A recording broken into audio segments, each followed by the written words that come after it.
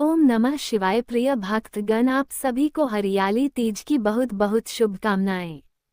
भगवान शिव और माता पार्वती के पुनर्मिलन की सुंदर पर्व है हरियाली तीज। सावन माह के शुक्ल पक्ष की तृतीया तिथि को माता पार्वती और भगवान शिव को समर्पित हरियाली तीज का व्रत रखा जाता है। इस दिन सुहागिन महिलाएं अपने पति के दीर्घायु और वैवाहिक जीवन को सफल बनाने के लिए वो पूरे दिन निर्जला व्रत रखती हैं और विधिवत पूजा पाठ करती हैं। भविष्य पुराण में उल्लेख किया गया है कि तृतीया के व्रत और पूजन से सुहागन स्त्रियों का सौभाग्य बढ़ता है और कुंवारी कन्याओं के विवाह का योग प्रबल होकर मनोनुकूल वर प्राप्त होता है। इस पर्व से जुड़ी कथा में आप जानेंगे कि किस प्रकार माता पार्वती ने भगवान भोलेनाथ को अपने पति परमेश्वर के रूप में प्राप्त किया।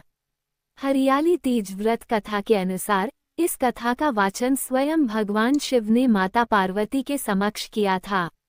प्रिय भक्तगण, आज मैं आपको सुना रही हूँ हरियाली तीज व्रत की बड़ी ही दुर्लभ कथा, तो इस कथा को पूरी श्रद्धा और प्रसन्नचित्त मन से पूरा अवश्य सुनिएगा। आधी अधूरी कथा को सुनने से पूर्ण फल की प्राप्ति नहीं होती है। भोलेनाथ और मां गौरी का आशीर्वाद प्राप्त करने के लिए कमेंट बॉक्स हर हर महादेव अवश्य लिखें। चलिए कथा आरंभ करते हैं। पौराणिक व्रत कथा। शिवजी कहते हैं, हे पार्वती, बहुत समय पहले तुमने हिमालय पर मुझे वर के रूप में पाने के लिए घोर तप किया था। इस दौरान तुमने अन्न जल त्याग कर सूखे पत्ते चबाकर दिन व्यतीत किए थे। किसी भी मौसम की परवाह किए बिना तुमने निरंतर तप किया। तुम्हारी इस स्थिति को देखकर तुम्हारे पिता बहुत दुखी थे। ऐसी स्थिति में नारद जी तुम्हारे घर पधारे। जब तुम्हारे पिता ने नारद जी से उनके आगमन का कारण पूछा तो नारद जी बोले, हे गिरिराज, मैं भगवान विष्णु के भेजने पर यहाँ आया हूँ। आपकी कन्या की घोर तपस्या से प्रसन्न होकर वह उससे विवाह करना चाहते हैं। इस बारे में मैं आपकी राय जानना चाहता हूँ। नारद जी की बात सुनकर पर्वतराज अति प्रसन्नता के साथ बोले, हे नारद जी, यदि स्वयं भगवान विष्णु मेरी कन्या से विवाह करना चाहते हैं तो इससे बड़ी कोई बात नहीं हो सकती। मैं इस विवाह के लिए तैयार हूँ। फिर शिवजी पार्वती जी से कहते हैं, तुम्हारे पिता की स्वीकृति पाकर नारद जी विष्णु जी के पास गए और यह शुभ समाचार सुनाया। लेकिन जब तुम्हें इस विवाह के बारे में पता चला तो तुम्हें बहुत दुख हुआ। तुम मुझे यानी कैलाशपति शिव को मन से अपना पति मान चुकी थी। तुमने अपने व्याकुल मन की बात अपनी सहेली को बताई। तुम्हारी सहेली से सुझाव दिया कि वो तुम्हें एक घनघोर वन में ले जाकर छुपा देगी और वहां रहकर तुम शिवजी को प्राप्त करने की साधना करना।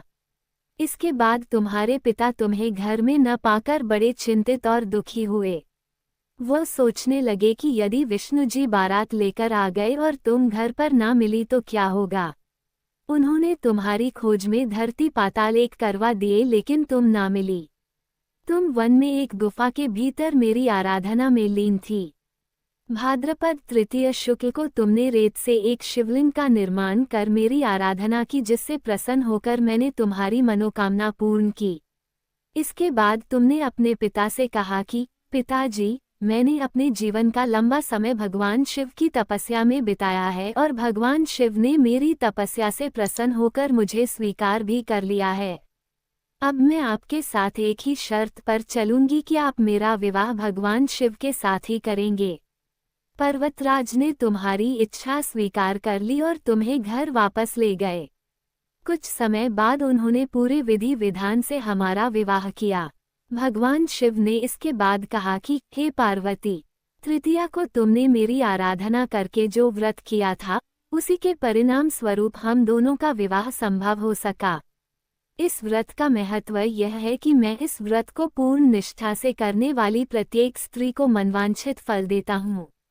भगवान शिव ने पार्वती जी से कहा कि इस व्रत को जो भी स्त्री पूर्ण श्रद्धा से करेगी उसे तुम्हारी तरह अचल सुहाग प्राप्त होगा। जैसे उनके दिन बोहरे वैसे सबके दिन बोहरे।